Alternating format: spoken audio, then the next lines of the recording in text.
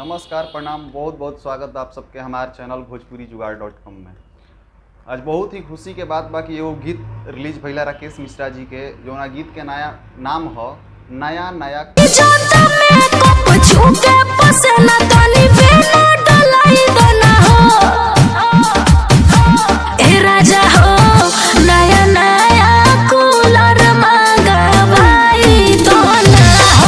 और ये गीत के लेके राकेश मिश्रा जी के वो हम पोस्ट देखनी है FB पे, आप सबके हम शेयर भी करब कि ये गीत से जौन भी इनकम हुई, जो भी कमाई है वो, चाहे जो भी मतलब वो गीत से माने जो भी प्रॉफिट हुई, वो गीत के प्रॉफिट आयांश बाबू खाती जाई।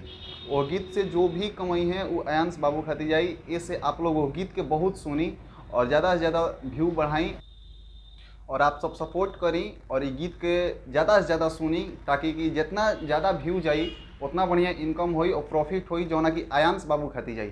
और आयांश खाती हमनी के हेल्प कईल बहुत ज़रूरी बा।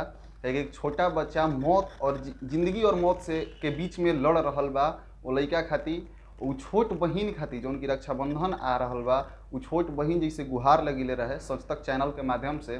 तो आप सब वह गीत के बहुत से ज़्यादा प्यार दी और राकेश मिश्रा जी के सपोर्ट करी, कहे कि भोजपुरी इंडस्ट्री के एक बहुत ही अच्छा गायक और अभिनेता जौन की आयांश खाती एकजुट खड़ा होके खाती पूरा भोजपुरी के एकमत पीले बने।